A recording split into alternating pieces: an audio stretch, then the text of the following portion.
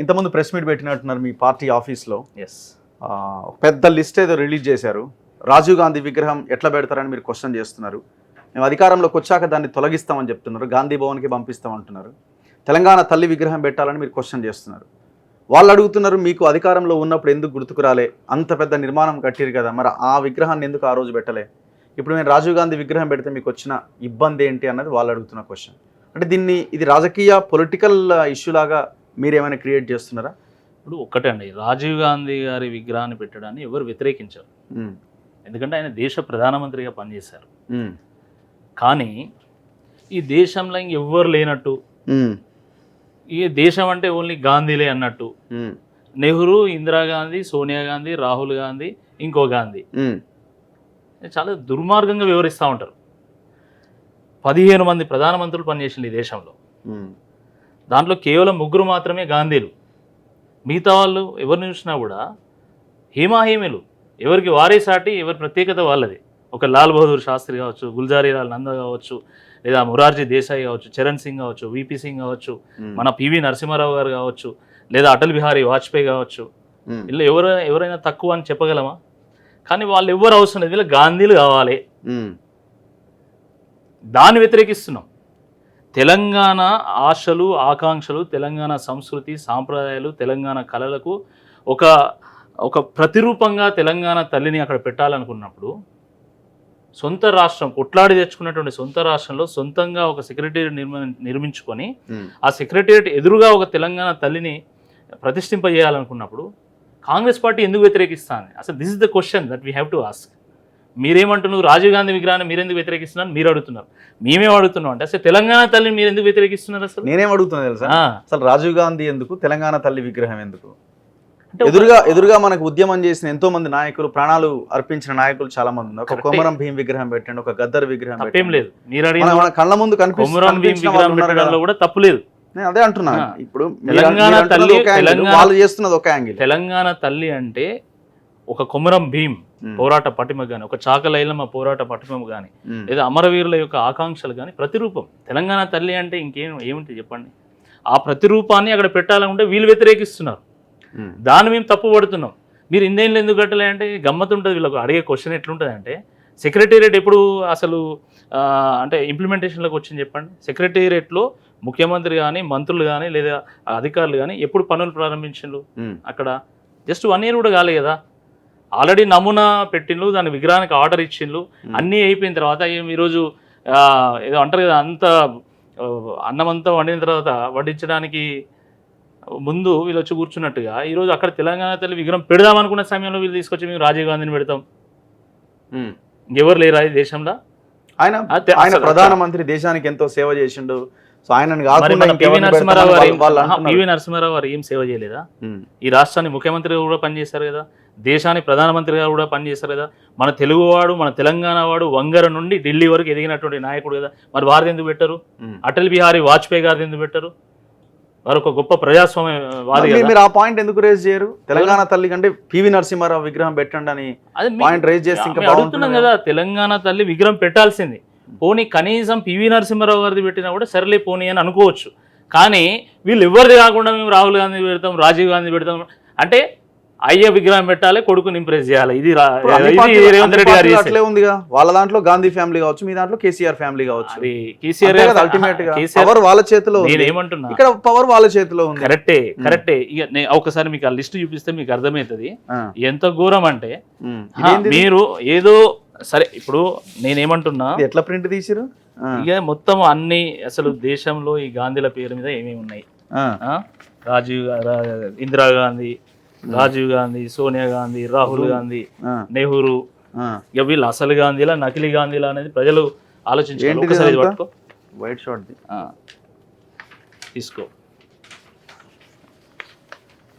ఏంటి అన్ని పేరు? బాయికాడ శాంతాడు కంటే పెద్ద ఉన్నది. ఏం పేర్లా ఇవన్నీ? టెలిఫోన్ డైరెక్టరీ కంటే పెద్ద. అది కూడా ఇంత చిన్న చిన్న అక్షరాల రాష్ట్రం అయినా కూడా ఇంత పెద్ద ఉన్నది. అంటే ఏంది దేశంలో ఉన్న ఇన్స్టిట్యూషన్స్ పేరా? దేశంలో ఎన్ని ఇన్స్టిట్యూషన్స్ ఉన్నాయి, ఎన్ని హాస్పిటల్, ఎన్ని స్టేడియంలు ఉన్నాయి, అవి కూడా నేను చాలా మేజర్గా తీసుకున్నా. ఎన్ని అవార్డులు ఉన్నాయి అవి మాత్రమే తీసుకున్నా. ఎక్కడి నుంచి స్టార్ట్ చేశారు ఇవన్నీ? ఇక్కడ ఉన్నాయి కదా, మీరు చూడండి.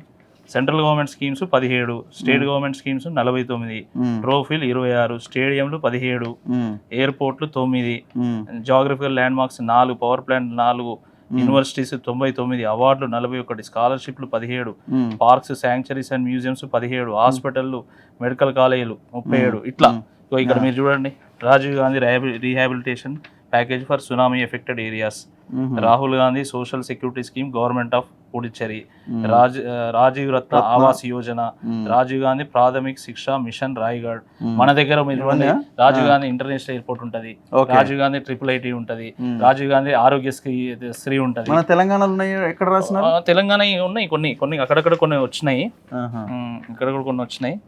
రాకపోతే అవన్నీ యాడ్ చేయాలి, ఇంకా పెద్దగా అవుతుంది లిస్ట్. నేను ఓన్లీ మెయిన్ తీసుకున్నా, అవన్నీ ఇంకా వేరే వాళ్ళ పేర్లు ఏం పెట్టలేదా, ఓన్లీ రాజీవ్ గాంధీ మీరు చెప్పండి. ఇప్పుడు వాజ్పేయి గారు ఎన్ని ఉన్నాయి మీరు చెప్పండి, లాల్ బహదూర్ శాస్త్రి ఎన్ని ఉన్నాయి, పివి నరసింహారావు గారు మీకు తెలిసిన పేరు ఒక్కటి చెప్పండి నాకు.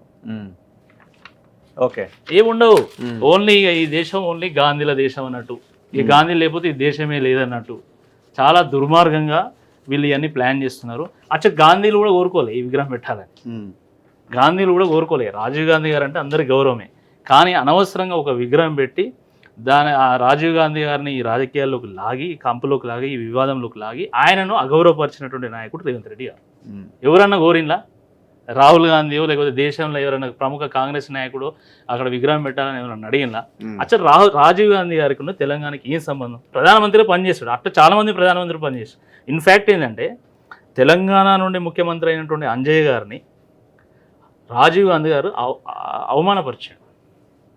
ఇదే పివి నరసింహారావు గారి చితి కూడా కాలకుండా చేసి గాంధీలు వారిని అవమానపరిచాను పివి నరసింహారావు గారు. ఇది చాలామంది తెలిసిన విషయం, ఎవరు మాట్లాడరు, కాంగ్రెస్ పార్టీ వాళ్ళు మాట్లాడరు, ఎందుకంటే మాట్లాడితే వాళ్ళకి ఇబ్బంది.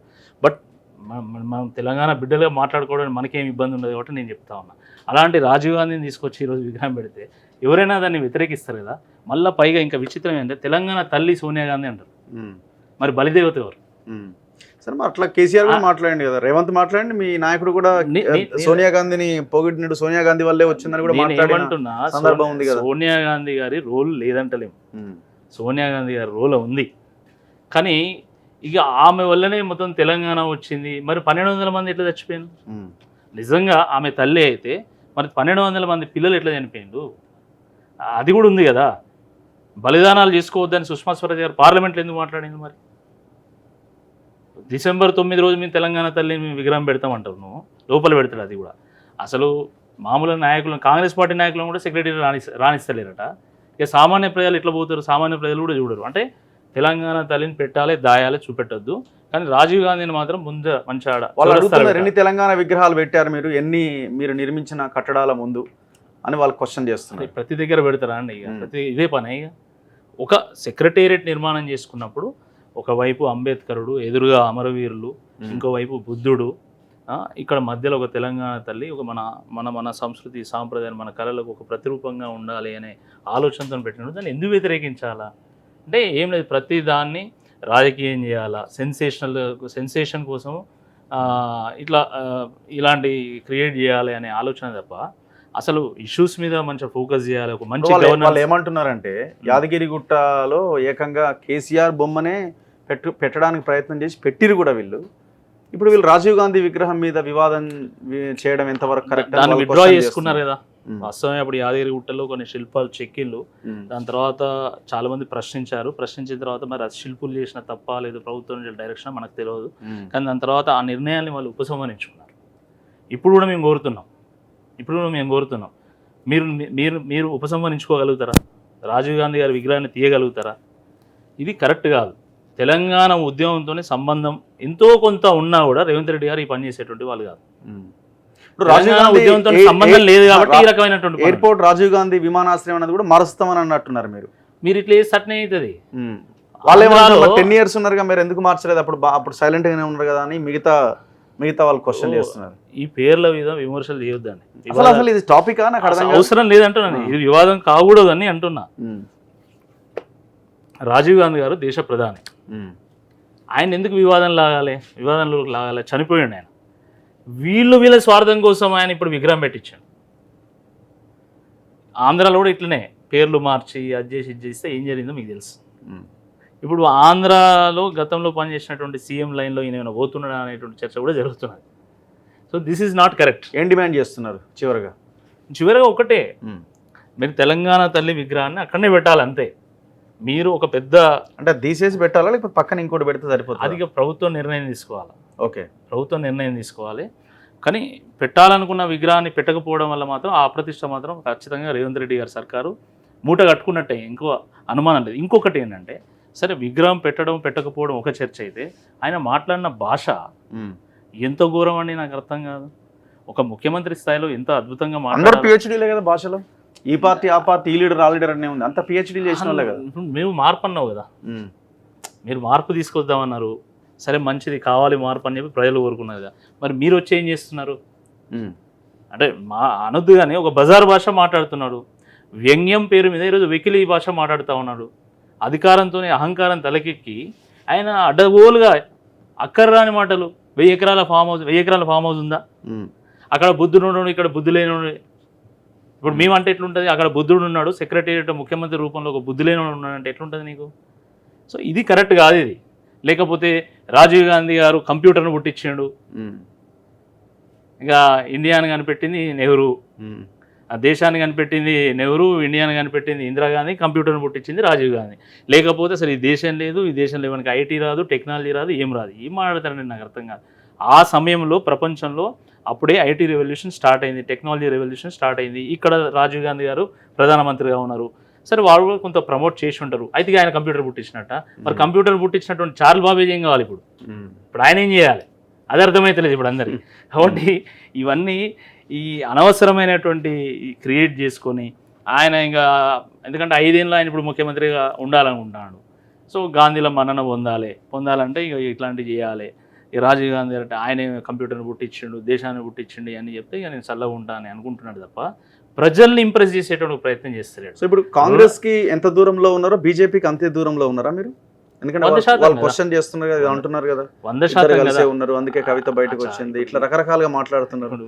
ఇప్పుడు నిజంగా బీజేపీతో కలిసి ఉంటే సరే, ఇది చాలా చర్చ జరిగింది. అంత మేరకు బీఆర్ఎస్ పార్టీ నష్టపోయింది, బీజేపీ కూడా నష్టపోయింది. అవును, అసెంబ్లీ ఎన్నికల్లో బీజేపీ బీఆర్ఎస్ ఒకటే అన్నారు. నష్టపోయింది. దానివల్ల ఏమైంది, ప్రజలు ఆటోమేటిక్గా కాంగ్రెస్ని ఎంచుకున్నారు. కాంగ్రెస్కి ఊహించిన దానికంటే ఎక్కువ సీట్లు వచ్చినాయి.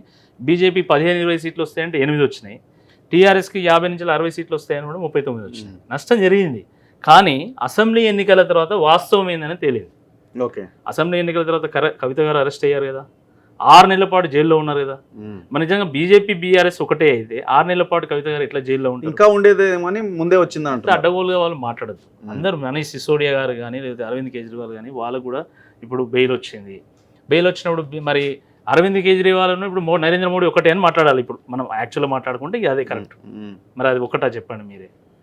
బట్ ఇదంతా అనవసరమైనటువంటి స్పెక్యులేషన్ తప్ప దాంట్లో ఎటువంటి వాస్తవం లేదు. బీజేపీకి కాంగ్రెస్కి సమాన దూరంలో ఈరోజు బీఆర్ఎస్ పార్టీ ఉంది. ఫ్యూచర్లో ఏమైతుంది నేను చెప్పలేదు, అందుకే అక్కడికే వస్తున్నా. ఫ్యూచర్లో ఏమైనా అవకాశం ఉంటుందా? ఉండదనే అయితే కాంగ్రెస్ లేకపోతే బీజేపీ ఇట్లా ఏమైనా బీఆర్ఎస్ కలిసే అవకాశం ఉండకపోవచ్చు. ఇప్పుడు ఈ రోజు ఉన్నటువంటి రాజకీయ పరిస్థితి గురించి మనం చర్చించుకుందాం. సరే, తర్వాత ఏం జరుగుతుందో నేను చెప్పలేను. ఇప్పుడు ఉన్నటువంటి పరిస్థితుల్లో అసెంబ్లీ ఎన్నికల్లో కాంగ్రెస్ పార్టీకి అవుట్రైట్గా ప్రజలు ఓట్లేసారు.